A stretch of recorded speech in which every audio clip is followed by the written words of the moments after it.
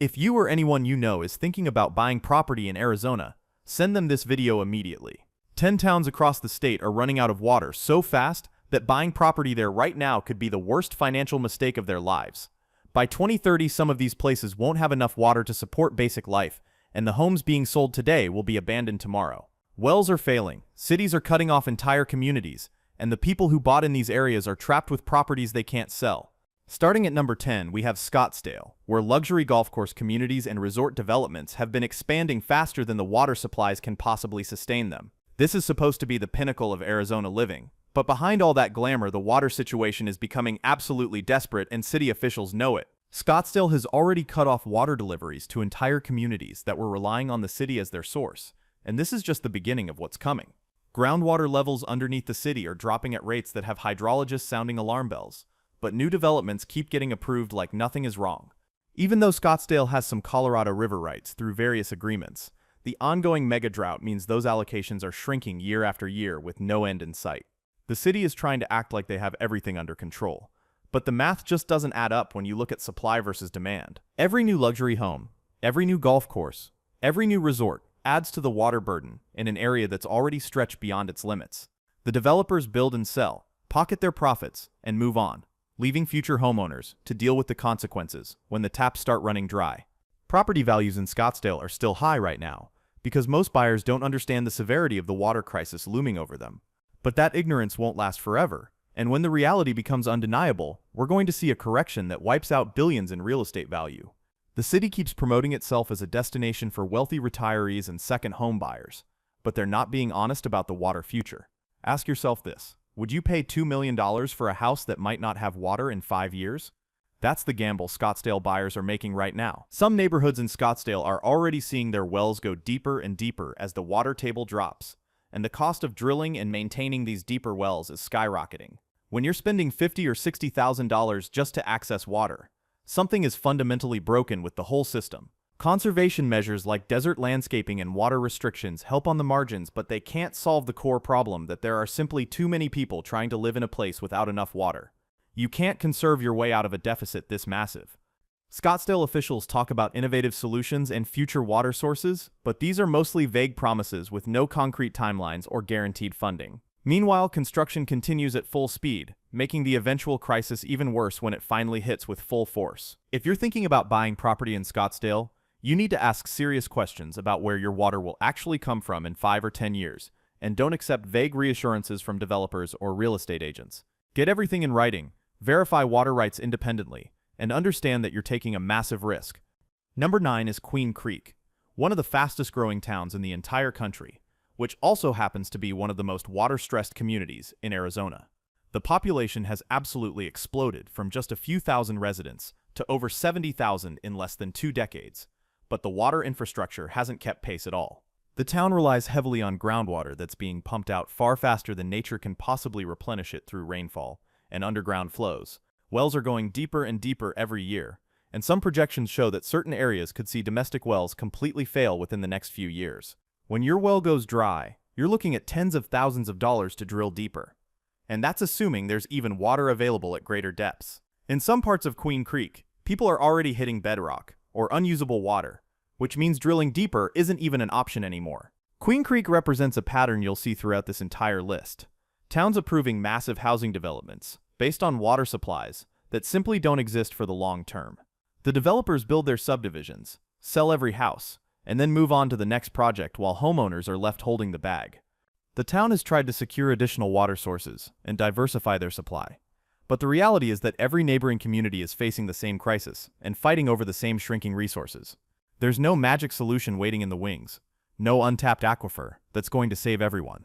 Home buyers in Queen Creek are often attracted by the lower prices compared to other Phoenix suburbs. But those lower prices exist for a reason. You're getting a discount because you're buying into a community with a serious water sustainability problem, even if nobody says it out loud. The quality of life impacts are already being felt, with water use restrictions becoming more common and talk of much stricter conservation measures coming in the near future. People move to Arizona for a certain lifestyle, but that lifestyle requires water, and when the water isn't there, everything changes. Some long-term residents in Queen Creek who've been there since before the population boom are watching in horror as their once small agricultural community transforms into a sprawling suburb without the water to support it.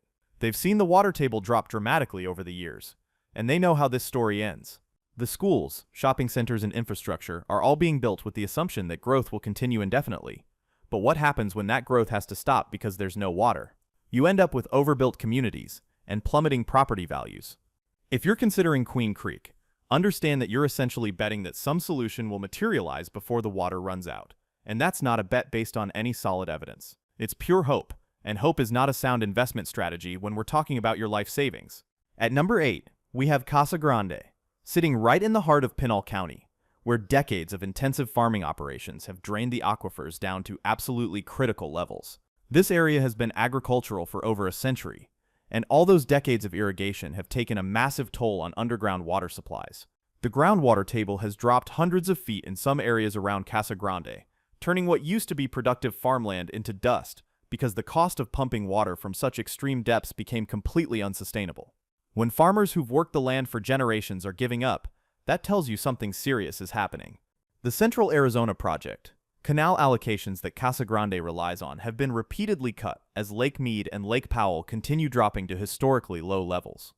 These aren't temporary cuts that will be restored when conditions improve, because conditions aren't improving and won't improve anytime soon. Farmers and residential users are now competing for the same shrinking water supply, and when that competition intensifies, nobody really wins. The farmers need water to grow crops, families need water to live, and there's just not enough to go around anymore. Casa Grande approved thousands of new homes, even as the water crisis was deepening, and experts were raising red flags about sustainability. Those homes are being built right now, sold to families who may have no idea they're moving into a community facing a legitimate water emergency. The town is desperately trying to secure alternative water sources, but the options are extremely limited and prohibitively expensive for a community of this size. Piping in water from distant sources costs enormous amounts of money that has to come from somewhere, usually in the form of crushing property taxes or water bills. Even if Casa Grande manages to solve the supply problem through expensive infrastructure projects, residents could end up facing water costs that are double or triple what people pay in other parts of the state. At some point, the cost of living there becomes so high that people simply can't afford it. The agricultural heritage of Casa Grande is basically dying before our eyes, with farms shutting down because the water just isn't there anymore. When agriculture fails in an agricultural community, the entire economic foundation collapses, and residential property values go down with it. Some people argue that losing agriculture isn't a big deal because the town can transition to a residential economy, but that ignores the fact that residential users also need water. You're not solving the problem, you're just changing who doesn't have enough water. Casa Grande represents what happens when a community's entire identity and economy were built on resources that are running out, and there's no easy transition to something sustainable. The pain and disruption of this transition will be enormous, and property owners will bear much of that cost. Number 7 is Rio Verde foothills, which made national headlines when Scottsdale actually cut off their water supply completely in January 2023. And this wasn't some theoretical future problem. It happened, and residents have been trucking in water at absolutely enormous cost ever since, with no permanent solution in sight. Some families in Rio Verde foothills are spending thousands of dollars every single month just for basic water needs, having it delivered by truck and stored in tanks on their property. Imagine your water bill going from $100 a month to $3,000 or $4,000 a month overnight. This unincorporated community was built without sustainable water rights, which is an absolute failure of planning that's now destroying property values and ruining lives.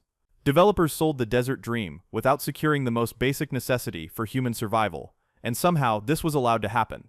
Over 500 homes are now dependent on water deliveries that could stop at any time if the hauling companies decide it's not profitable, or if Scottsdale changes its policies again. Living with that kind of uncertainty is incredibly stressful, and it's not what anyone signed up for when they bought their homes. Unless a major infrastructure project materializes to bring permanent water to Rio Verde foothills, living there will become increasingly untenable for most people. The state has proposed some solutions, but they're years away from reality, and there's no guarantee they'll actually happen. Property values in Rio Verde foothills have absolutely cratered since the water crisis became public, with homes selling for a fraction of what people paid for them. Some homeowners are completely underwater on their mortgages, owing more than their houses are worth, and they can't sell without taking a massive loss. The emotional and financial devastation in this community is real, with families who invested their life savings into what they thought was a safe desert paradise now trapped in an unlivable situation. These are real people suffering real consequences because of failures in planning and regulation. Rio Verde foothills is a cautionary tale that should terrify anyone considering buying in Arizona's unincorporated areas or anywhere that doesn't have guaranteed water rights. Always verify where the water comes from, who controls it, what happens if that source disappears, and get everything documented in writing.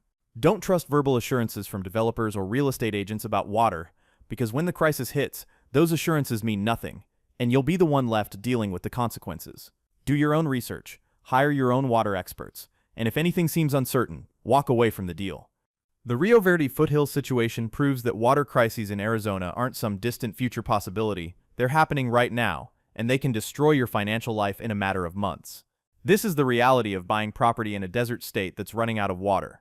Coming in at number 6 is Buckeye, another rapidly developing area west of Phoenix that's banking on water sources that may not actually be there when the bills come due. This city has been one of the fastest growing in the entire country, with massive master-planned communities sprouting across what was desert and farmland. The city has been approving enormous housing developments, despite repeated warnings from hydrologists and water experts about groundwater sustainability in the region. We're talking about developments with thousands and thousands of homes, all needing water in a desert that's literally running dry. The Colorado River allocation cuts to Arizona hit Buckeye particularly hard because the city was counting on that water to support all the growth they approved. Now that the Colorado River water is being reduced year after year, they're turning to groundwater as a backup. But that groundwater is finite and depleting fast. Every gallon pumped from the aquifer underneath Buckeye is water that took thousands of years to accumulate through slow natural processes. It's not coming back.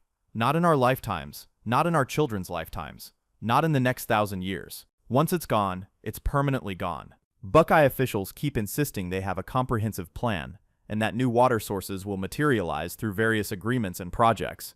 But when you actually look at the details, they're incredibly vague, and the timelines keep getting pushed further into the future. That should be a massive red flag for anyone considering buying there. Construction in Buckeye continues at a breakneck pace despite all these warning signs, with new subdivisions, shopping centers, and schools going up constantly. Someone is going to be left without adequate water when this game of musical chairs ends, and it's almost certainly going to be the homeowners, not the developers. The smart money is already starting to pull out of Buckeye, with some developers quietly canceling projects or shifting focus to other areas. When the insiders start backing away, that tells you everything you need to know about the real risk level. Property values in Buckeye could see a dramatic collapse when the water reality becomes undeniable to the broader market, and we're already seeing warning signs with some developments struggling to sell lots. The market is starting to price in the water risk, even if most individual buyers don't fully understand it yet. A house without water is just an expensive pile of wood and drywall sitting in the desert. And that's what a lot of Buckeye properties could become if the water situation isn't resolved.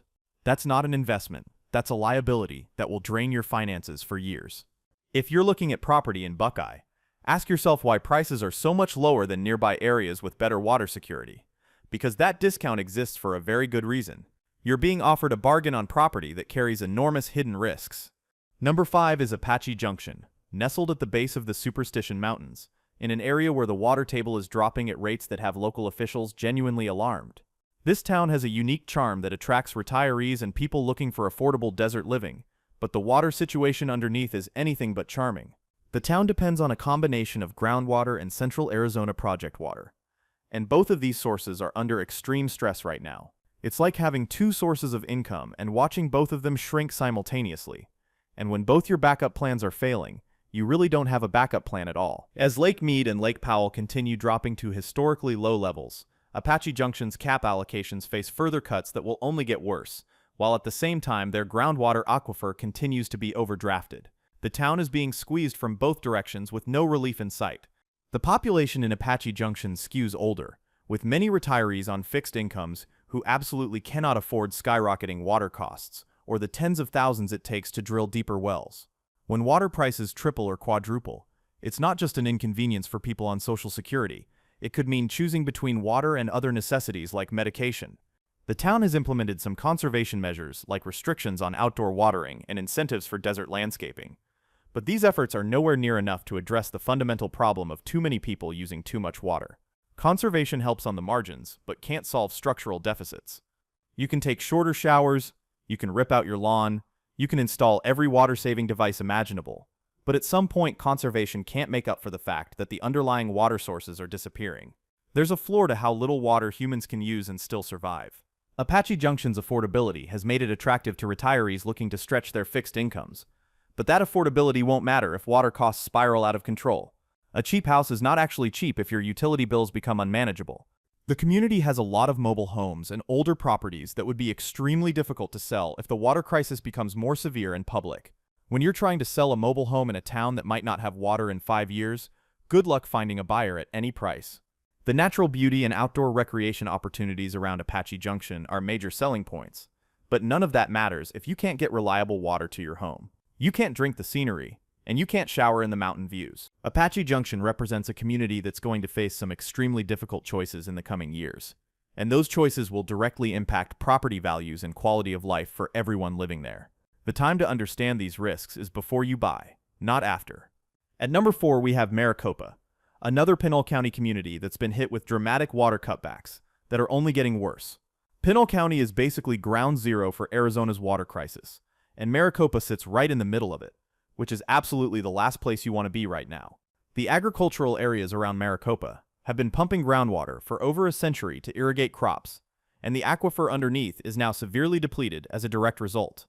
The water table has dropped so far that wells that used to be 200 feet deep now need to go 600 or 700 feet to hit water. Farmers throughout the area have had to fallow fields, leaving them unplanted, because there simply isn't enough water to irrigate them anymore.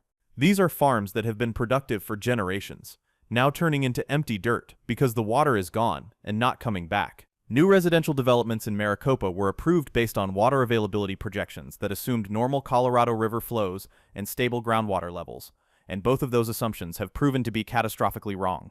The water they promised to new homeowners simply doesn't exist. Some farmers in the area have already had to fallow significant portions of their land, and now residential areas are next in line for serious water restrictions. When farming fails because of water, residential communities in the same area should take that as a clear warning about what's coming for them. The situation in Maricopa is especially frustrating because the warning signs were absolutely there years ago, with scientists and hydrologists raising red flags about unsustainable growth patterns. But those warnings were ignored by developers and local officials who prioritized short-term growth over long-term sustainability. Now the crisis is here. It's not theoretical anymore, and there are no easy solutions or quick fixes that can make this problem disappear. The water is gone, the bills are coming due, and somebody has to pay the price for decades of poor planning. Property owners in Maricopa are starting to realize they've been sold a lie about desert living, and that the paradise they bought into is running out of the one thing that makes any of it possible. Home values are already softening in some areas, and this is just the very beginning of a decline that could accelerate rapidly when banks start getting nervous about lending in water-stressed areas, which is already beginning to happen. The real estate market can freeze up completely. Why would a bank write a 30-year mortgage for a house in a town that might not have water in 10 years? The math doesn't work. Maricopa is a perfect example of how growth can be approved and encouraged right up until the moment reality crashes down. And then everyone acts surprised even though the data was there all along. Don't be one of the surprised people holding a worthless property. Number 3 is Surprise, a Phoenix suburb that's living up to its name in all the wrong possible ways for homeowners and investors. Despite being one of the fastest growing cities in Arizona over the past 2 decades, Surprise is now facing a water reckoning that city officials can no longer pretend doesn't exist. Their heavy reliance on Colorado River water through the Central Arizona Project means they're vulnerable to every single drought-related cutback that happens. And those cutbacks keep coming year after year. The city has very limited groundwater reserves to fall back on, so when the cap water gets cut, they don't have many options. The city has been warned repeatedly by water experts about the dangers of approving new developments without secure long-term water supplies. But growth has continued largely unchecked anyway. Every year, more subdivisions go up, more homes get built, more demand gets added to a supply that's shrinking. Surprise officials keep talking about conservation and efficiency improvements, but you can only squeeze so much efficiency out of a system before you hit the hard limits of physical reality. No amount of conservation can make up for a supply deficit of 30 or 40%. The city has some water banking credits and participates in regional water management efforts, but these are small compared to the scale of the problem they're facing. It's like bailing out a sinking ship with a teaspoon. Technically, you're doing something, but it's not going to save you. Surprise residents are going to face a choice in the coming years between accepting dramatic lifestyle changes and severe water restrictions, or watching their property values crater as people flee to areas with more secure water supplies. Neither option is good, and those are really the only 2 paths forward. The political pressure to keep approving growth is enormous, because construction and real estate drive so much of the local economy. But that growth is fundamentally unsustainable. At some point, politicians will have to choose between short-term economic pain and long-term catastrophe, and historically, they tend to choose poorly. Some of the newer developments in Surprise are already having trouble selling homes at the prices developers expected, which suggests the market is starting to wake up to the water risks. When you see inventory sitting unsold for months in a supposedly hot market, that's your signal that something is wrong. The name Surprise is going to be bitterly ironic for homeowners who wake up one day to discover their property is worth half what they paid, because the water situation has become undeniable. That surprise is coming. The only question is exactly when it hits. If you're considering Surprise, you need to understand that you're essentially betting against climate science, betting against hydrology, betting against basic arithmetic, and hoping that somehow it all works out. That's not investing, that's gambling, and the odds are not in your favor. At number 2, we have Douglas, down on the Mexican border, where the San Bernardino Valley aquifer is in genuine crisis and most people outside the area have no idea. This remote community doesn't get the media attention that Phoenix area towns get, but their water situation might actually be even more dire. This agricultural community has been drawing down groundwater for decades to support farming operations. And now the bill is coming due in the form of a critically depleted aquifer. Wells that used to hit water at 100 feet now have to go down 400 or 500 feet or deeper. And that's not just deeper, it's exponentially more expensive to drill and pump. Cross-border pumping issues complicate matters significantly, because Mexican wells on the other side of the border are drawing from the same aquifer that Douglas depends on. Water doesn't respect political boundaries, and when two countries are pulling from the same underground source, coordination is extremely difficult, and conflicts are basically inevitable. The remote location of Douglas means there are very few alternative water sources available to them, and they can't just pipe in water from somewhere else like some Phoenix suburbs might be able to do. They're isolated, dependent on local groundwater, and that groundwater is running out with no backup plan. Wells throughout the Douglas area are running dry, and the costs of drilling deeper are becoming absolutely prohibitive for many residents and farmers. We're talking about $50,000 or more to drill a new deep well, money that most residents simply don't have. And when your well runs dry and you can't afford to drill deeper, what do? Property values in Douglas have already declined significantly as the water crisis has become more apparent to informed buyers, and homes are sitting on the market for months or years with prices dropping steadily. When word gets out that a town is running out of water, buyers disappear and sellers get desperate. The economic impact extends far beyond just residential real estate, with businesses struggling because they can't guarantee water access for their operations. Agriculture, which has been the backbone of the local economy for over a century, is contracting rapidly, and without agriculture there's not much economy left in Douglas. Without water, there's no economy, and without an economy, there's no community. And that's the death spiral that Douglas is entering right now. Some towns facing water crises might be able to reinvent themselves, but Douglas doesn't have the resources or location to pull that off. Douglas represents what happens when a community is too small and too remote to matter to state water planners, who are focused on protecting larger cities. The crisis here won't make national headlines the way Scottsdale cutting off Rio Verde did, and these residents will suffer in relative obscurity, forgotten by policymakers. This is environmental injustice in action, where a small rural community bears the consequences of water mismanagement, while wealthier areas find ways to secure their supplies. Douglas residents are just as deserving of water security as anyone in Phoenix or Scottsdale, but that's not how the system works. And finally, at number 1, the most at-risk town in Arizona is Kingman, and this might surprise people who think the water crisis is only in central Arizona. But Kingman's situation is genuinely dire. This city is a ticking time bomb that most people don't even know about, and when it goes off, the consequences will be devastating. The city relies almost entirely on groundwater from the Hualapai Valley aquifer, which is being depleted at a completely unsustainable rate. And unlike Phoenix area cities that have multiple water sources and options, Kingman has put all its eggs in one basket, and that basket has a giant hole in the bottom. There's no backup plan, no Colorado River rights, and no realistic alternative water source available to Kingman at any price. The city doesn't have access to the Central Arizona Project canal system. They can't turn to surface water sources, because there aren't any nearby. It's groundwater or nothing, and the groundwater is disappearing. Scientific studies show the aquifer could be critically depleted within the decade, potentially by 2030 or shortly after, and we're not talking about some distant future theoretical problem anymore. Children being born today could see Kingman's water supply collapse before they graduate from high school. That's how close this crisis actually is. Once the aquifer is gone, Kingman's entire growth story is over, because you cannot have a functioning city without water.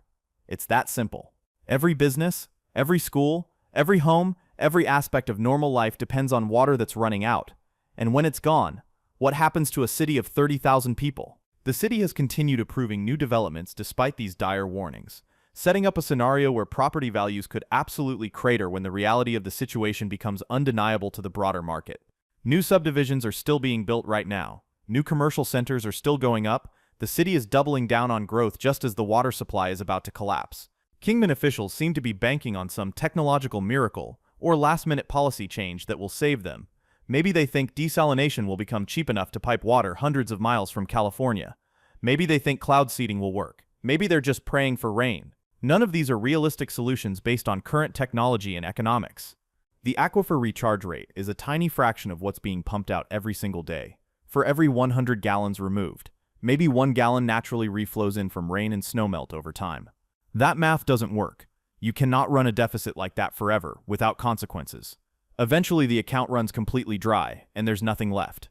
Hydrologists have been studying the Hualapai Valley aquifer for years, and their findings are consistently and universally grim, with water levels having dropped over 200 feet in some areas over the past few decades. The rate of decline is accelerating, not slowing down, and every projection points to the same catastrophic endpoint within years, not decades. Kingman represents the absolute worst-case scenario for water crisis in Arizona. And it's not a question of whether they'll run out of water. It's purely a question of when, and that when is getting uncomfortably close. Anyone buying property in Kingman right now needs to understand they're gambling with money they will almost certainly never get back, because a house without water isn't worth anything.